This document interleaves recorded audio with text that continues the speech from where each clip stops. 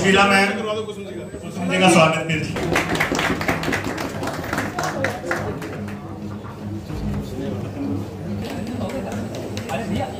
नरेंद्र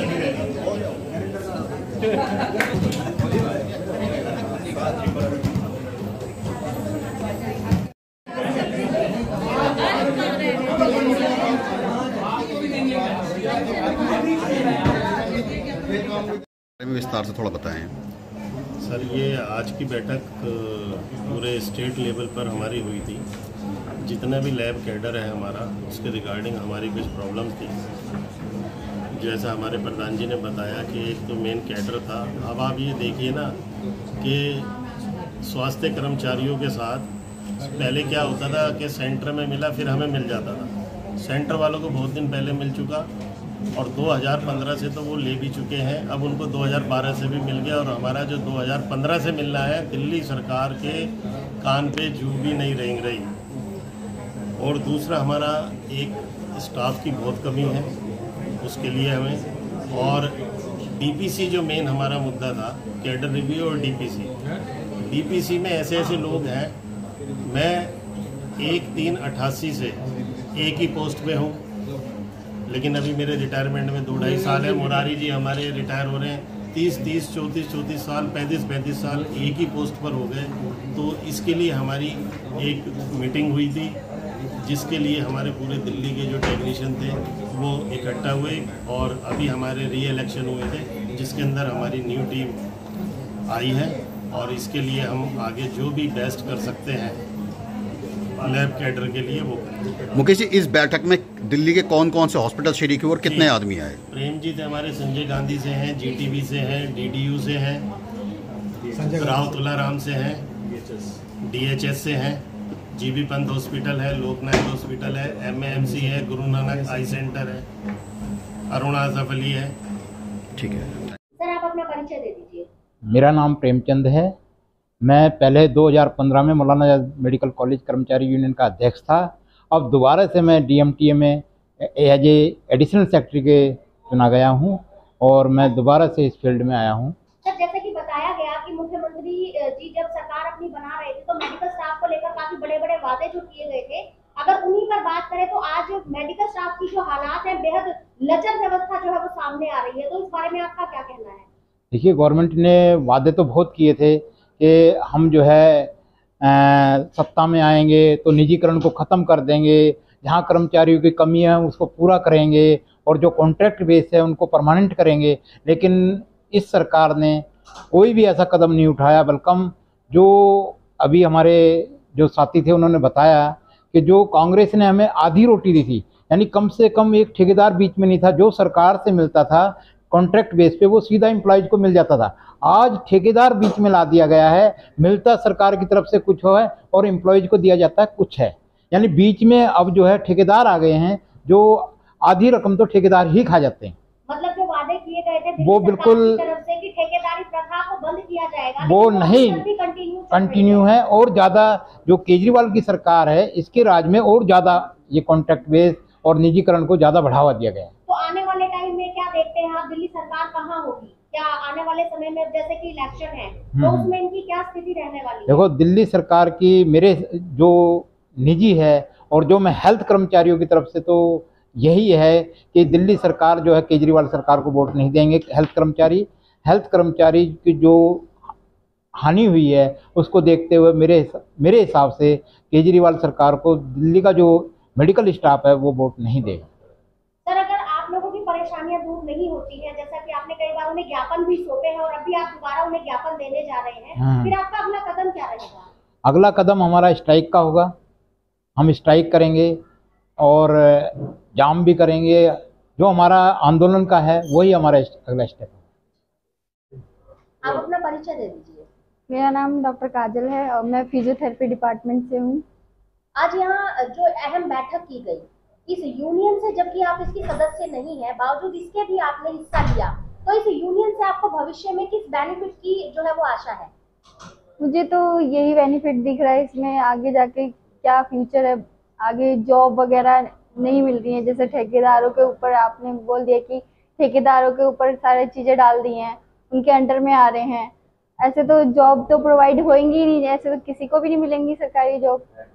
और जो सैलरी का मुद्दा उठ रहा है, यहाँ पे सैलरी बहुत कम दे रहे हैं, बीच में और कोई खा रहा है बीच में, तो ये तो ठीक नहीं है। इस चीज़ को ठीक करने के लिए ये लोग इस पे अमल है, आगे बढ़ रहे हैं, तो अच्छा है, आगे बढ़ेंगे, हमारे लिए भी अच्छा होगा फ्यूचर में। मैं तो यही कहना चाहूँगी। मैं Sukhpal Singh Yadav, Delhi state Delhi medical technician employees association का अध्यक्ष हूँ। और आपने इससे पहले भी सरकार को कई बार ज्ञापन सौंपे, मगर हर बार उसका लचीला रवैया रहा। अब क्या फैसले हैं और क्या मुद्दे हैं? सर देखो, हम दिल्ली सरकार से काफ़ी रिक्वेस्ट कर चुके हैं, काफ़ी उनको जो हमें हमारे प्रोग्राम थे छोटे छोटे लेवल पे वो भी हमने कर लिए हैं।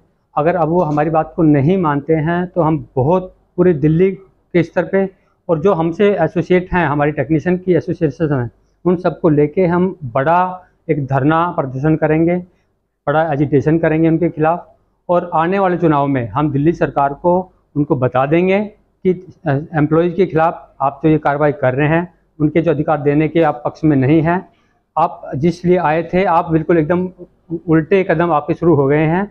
दिल्ली सरकार को हम अपनी एसोसिएशन के थ्रू उनको चेताते हैं, या तो हमारे जो अधिकार हैं, हमारे जो फाइनेंशियल बेनिफिट हैं, हमारे एम्प्लॉय 1700 एम्प्लॉय हैं हमारे पूरे दिल्ली के, सिर्फ लैब के ही हमारे 10,000 कैंडिडेट्स हैं ऐसे ही, लेकिन हाँ सरकार सुन नहीं रही है हमारी बात को। हम उसके लिए बड़े कार्यक्रम करेंगे और दिल्ली सरकार के अगेंस्ट जो है हम एम्प्लॉय उतर जाएंगे, सड़कों पर उतर आएंगे, एजिटेशन करेंगे और उनको हमारे अधिकार देने ही पड़ेंगे। इस बैठक में आपके साथ दिल्ली के कौन कौन से हॉस्पिटल्स भी हैं?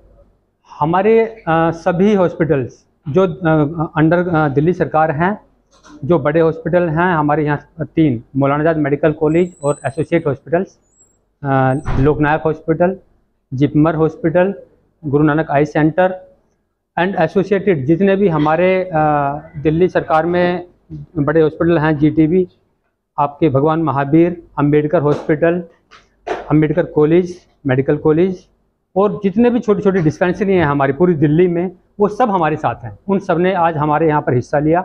उन सब की एक ही डिमांड है, हमारी जो मांगे हैं वो बिल्कुल जायज़ मांगे थी। केंद्र के यहाँ पर वो सब चीज़ लागू हो चुकी हैं, केंद्र के अस्पताल में लागू हो चुकी हैं, वो पिछले 8 साल से अपने बेनिफिट ले रहे हैं, लेकिन सिर्फ दिल्ली सरकार अपने अड़ियल रवैये पे अड़ी हुई है। हम कोर्ट में भी जाएंगे और इनके अगेंस्ट हम बड़े बड़े एजिटेशन करेंगे। सर सबसे पहले आप अपना परिचय दे दीजिए। मैं Raghvinder Singh Nikki, general secretary Delhi health employees union. Sir आज आपकी यूनियन की जो अहम बैठक की गई, उसमें क्या अहम मुद्दों पर बात हुई और क्या फैसले लिए गए? आज बहुत दिनों के बाद में हमारा जो डीएमटी का था वो इलेक्शन हुआ, दिल्ली मेडिकल एसोसिएशन का टेक्नीशियंस का, पिछले 20-25 साल से नहीं हुआ था। और उसके अंदर अहम फैसले ये लिए गए कि हमारा कैडर रिव्यू है जो सेंट्रल गवर्नमेंट ने 2015 में दिया था और दिल्ली गवर्नमेंट ने अभी तक नहीं दिया। उसके बाद डीपीसीज हैं, कुछ ऐसे हैं जो कोरोना के टाइम पे हमारे साथी एक्सपायर हो गए थे, उनको 1-1 करोड़ रुपये मिलना था, उनके बच्चों को नौकरियां मिलनी थी, वो भी नहीं मिली। कुछ लोगों के मुद्दे ऐसे हैं कि जैसे केजरीवाल जी ने कहा था कि हम जो भी कॉन्ट्रैक्ट बेसिस पे लोग रहेंगे उन सबको परमानेंट करेंगे, लेकिन उनको अभी तक परमानेंट नहीं किया गया और आउटसोर्स सारा का सारा स्टाफ करना शुरू कर दिया दिल्ली गवर्नमेंट ने। इसका हम पहले भी विरोध करते थे, आगे भी विरोध करेंगे। तो सर इसमें क्या जो है परेशानियां आपको फेस करने को मिल रही है जो कि परमानेंट नहीं हुए हैं और जिनकी वजह से दिक्कतें आपको आ रही है? जो लोग बेचारे 15-15, 20-20 साल हो गए आज कॉन्ट्रैक्ट पे काम कर रहे हैं, उनको काम करते करते केजरीवाल जी को इसीलिए दिल्ली में हम सब ने सपोर्ट किया था कि भाई ये परमानेंट करेंगे, लेकिन नहीं कर पाए। आज उनके बच्चे बड़े हो गए हैं, उनके बच्चे नौकरी के लायक हो गए हैं, लेकिन अब नौकरियां हैं नहीं, क्योंकि जब आप आउटसोर्स डाल देंगे एक सफाई कर्मचारियों को, आप देखिए सरकार से तो मिलता 15-16 हज़ार रुपये है, लेकिन ठेकेदार इनको 9,000 से 10-11 हज़ार रुपये तक देता है। अगर जो ठेकेदार पहले उनसे पैसे लेता है सैलरी से पहले ही कि आप 5,000 रुपये पर महीने मुझे देंगे, अगर नहीं देते हैं ठेकेदार को पैसे तो अगले दिन हटा दिया जाता। हमारे मौलाना आज़ाद मेडिकल कॉलेज के अंदर सब जगह गया, लेकिन प्रशासन कुछ नहीं कर सकता क्योंकि जैम के थ्रू हो रहा। लेकिन हमारी सरकार से मांग यह है कि सरकार जो पैसा दे रही है वो डायरेक्ट एम्प्लॉय के खाते में दे, ठेकेदार को बीच से हटाए, कम से कम उनका पेट तो भरेगा, अपने बच्चों को तो देखेगा, अपने बच्चों को पालेगा। ऐसे ही टेक्नीशियंस के लिए इन्होंने पैरामेडिकल स्टाफ को आउटसोर्स करने का, टेक्नीशियन को 20,000 में रखेंगे, आज टेक्नीशियन को 70-80 हज़ार सैलरी मिलती है। आप बताइए 18-20 हज़ार में किसी का खर्चा चल सकता है? मेरे हिसाब से तो नहीं चल सकता। अपने बच्चों को पढ़ाना भी है, लिखाना भी है, मकान का किराया भी देना है। तो मेरे हिसाब से तो ये सरकार इस तरीके से चल रही है। कांग्रेस के राज में फिर भी कम से कम इतना था कि पोस्टें निकलती रहती थी, बात होती थी, कि इतना शोषण नहीं था। लेकिन केजरीवाल जी के टाइम पे तो आज कुछ ज़्यादा ही शोषण हो गया है। तो सर क्या इन सभी समस्याओं को लेकर आपने मुख्यमंत्री साहब से मिलने की कोशिश की? हमने मुख्यमंत्री साहब को कम से कम 7-8 साल के अंदर 100 से ज़्यादा लेटर लिखे होंगे, समय मांगा, लेकिन आज तक नहीं मिला। आज तक समय नहीं मिला। लेकिन हमेशा शीला दीक्षित जी के पास होता था। मैं इस चीज़ का गवाह हूँ। मेरे दिल्ली के जितने साथी देख रहे होंगे मेरे को, वो जानते होंगे शीला दीक्षित जी ने संडे को दिल्ली सेक्रेटरीट खुलवा दिया था। जब हमारे को उन्होंने पीसीए देना था, अपने घर पे मीटिंग किया था। संडे को सेक्रेटरीट खुलवा के सारे सेक्रेटरी बुला लिए, सारे सेक्रेटरी बुला के तभी के तभी फैसला किया और हमें ऑर्डर हाथ में दिए, हमारी हड़ताल खत्म कराई। मैं आज उनको याद करता हूँ। आज शीला जी नहीं है, लेकिन उनके जो द्वारा किए गए प्रयास थे या काम थे वो हमें आज भी याद हो रहे हैं। केजरीवाल जी को हम कम से कम 100 से ज़्यादा लेटर लिख चुके हैं, लेकिन आज तक हमें समय नहीं मिला। लेकिन सर दिल्ली सरकार का तो कहना है कि शिक्षा के और स्वास्थ्य के क्षेत्र में उन्होंने बहुत ऐसे काम किए जो पहले नहीं हुए थे। काफी सारी सुविधाएं जो वो मेडिकल स्टाफ को दी जा रही हैं। मैं शिक्षा को तो नहीं मैं जाता, लेकिन हेल्थ में मैं काम करता हूँ। हमारे प्रेम जी हमारे साथ रहे हैं, पहले प्रेसिडेंट थे यूनियन के। आज आप देखिए हेल्थ एम्प्लॉय को हेल्थ फ्री नहीं है। पहले वो अपना पैसा जमा कराएगा, जब उसके बाद मिलेगा। जैसे रेलवे में, डीटीसी के अंदर सब जगह जाता है, उसको फ्री मिलती है सारी सुविधाएं। लेकिन हेल्थ एम्प्लॉय के लिए पहले अस्पताल में जाएगा, वो पैसा जमा कराएगा किसी प्राइवेट में, जब उसको मिलेगी। कोरोना के टाइम पे इतना बुरा हाल हुआ कि हम सब ने कोशिश करते रहे, ना तो किसी को ऑक्सीजन मिल पाई, ना किसी को बेड मिल पाया। और प्राइवेट हॉस्पिटलों ने जम के लूट किया। सरकारी हॉस्पिटल के अंदर तकरीबन जितने साथी थे हम सब ने उनकी सेवा करी। कुछ लोग बच गए, कुछ लोग नहीं बच पाए, उनके लिए हमें खेद है। लेकिन हमारे पास इंफ्रास्ट्रक्चर के अंदर लोगों की संख्या कम थी। जो कोरोना वॉरियर सरकार ने कोरोना काल में भर्ती किए थे, उन सबको नमस्ते कह दिया गया, चाहे वो नर्सिस है, पैरामेडिकल स्टाफ है, चाहे ग्रुप डी के साथी हैं। तो सर अगर ये आपकी बताई गई सारी समस्याओं के ऊपर अगर बात करें तो क्या कहीं ना कहीं सीएम साहब के भी जो बड़े-बड़े दावे थे वो कहीं ना कहीं सिर्फ जुमलों में ही तब्दील हो गए हैं? बिल्कुल, मैं तो कई बार कह चुका हूँ, लेटर भी लिख के दे चुका हूँ कि कांग्रेस ने हमारी आधी रोटी गई थी, ये कॉन्ट्रैक्ट बेसिस पे कर दिया था। लेकिन कॉन्ट्रैक्ट फिर भी मैं समझता हूँ कि वो अच्छी चीज़ थी कि कम से कम आपके जेब में पूरा पैसा जाता था। लेकिन केजरीवाल जी के राज में आके तो बिल्कुल वो आधी रोटी भी हमसे छीन ली गई है। केजरीवाल जी के राज में आउटसोर्स कर दिया, और आउटसोर्स के ऊपर सारे ठेकेदार बिठा दिए गए। हमें तो यही पता चला कि बड़े बड़े मंत्रियों के, बड़े IAS ऑफिसरों के, उनके सब रिश्तेदार हैं ठेकेदार। तो सर आज जो आपकी अहम बैठक हुई, इसमें आप लोगों ने क्या फैसला लिया, आगे क्या करना चाहते हैं? आज मीटिंग के अंदर फैसला हुआ कि हम लेटर लिखेंगे सब जगह, फिर दोबारा से कोशिश करेंगे सभी साथियों से मिलें, और मिलने के बाद में अगर नहीं मानेगी सरकार तो फिर हमें सड़कों पे उतरना पड़ेगा। आप अपना परिचय दे दीजिए। मेरा नाम नीलम बाला है और मैं 2003 में दिल्ली सबऑर्डिनेट बोर्ड के through as a technical assistant यहाँ पे मैंने ज्वाइन किया था, और आज मुझे 20 साल हो गए हैं। और मैं डीपीसी के लिए वेट कर रही हूँ, जो कि बहुत ही, और मैं फ़िलहाल आज जो मीटिंग हुई है और डीएमटी का इलेक्शन हुआ है, उसमें as a office secretary select हुई हूँ। और मैं दिल्ली सरकार के लचर रवैये के प्रति बहुत मेरी एक खेद है मेरे, कि हमें इतने साल हो गए हैं एक ही पोस्ट पे काम करते हुए, और आज तक ना तो हमें डीपीसी मिली और ना ही कैडर रिव्यू मिला है। और मुझे नहीं लगता कि जिस तरह से प्राइवेटाइजेशन भी हो रहा है, आने वाले हमारे कैडर का भला नहीं होने वाला, क्योंकि 18,000 25,000 में कोई अपना घर कैसे चला सकता है।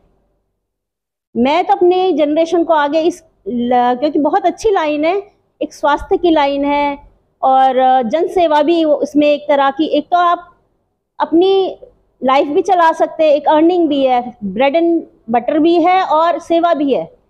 तो उस लाइन में अब जो है सरकार इस पे ध्यान नहीं दे रही है।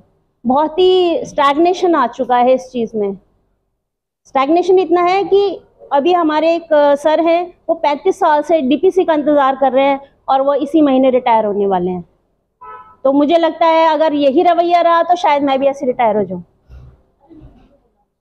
तो मैं यही चाहती हूँ कि एक जो नॉर्मल कैडर रिव्यू भी जो हमारा 2015 से पेंडिंग पड़ा हुआ है, और जो डीपीसी जो सारे कैडर्स में एक एनुअल रोस्टर बनता है, लगातार डीपीसी होती है, सब एक प्रमोशन के लेवल से एक स्टीम तक जाते हैं, वो चीज़ नहीं हो पा रही है। तो एक हमारे कर्मचारियों फ्रस्ट्रेशन भी है और उस फ्रस्ट्रेशन की वजह से उनको काम करने का जो एक एप्रिसिएशन भी नहीं मिल रहा है और उनका डिप्रेशन में भी आ रहे हैं कि वो एक ही पोस्ट पे लगे हुए हैं। तो बहुत ज़्यादा बढ़ गया है डिप्रेशन भी, और इस वजह से उनको लगता है कि बस आगे ये लाइन ख़त्म ही है, क्योंकि आगे इस वजह से प्राइवेटाइजेशन, मेरे पोस्टें खाली पड़ी हुई हैं, एक बंदा 4-4 सीट पे काम कर रहा है। तो मैं यही चाहती हूँ कि जो एक नॉर्मल डीपीसी भी है, कैडर रिव्यू है, डिपार्टमेंटल प्रमोशन है और अदर एप्रिसिएशन है, जैसे एक अवार्ड होता है हमारे कर्मचारियों को मिले, और जो हमारे और भी रिक्वायरमेंट्स हैं हमारी प्रोफेशनल लाइफ के लिए जो है, वो सरकार से हम उम्मीद रखते हैं।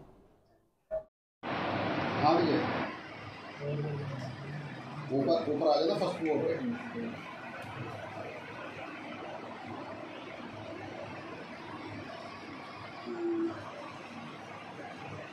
तो कैंटीन तो आ गया है।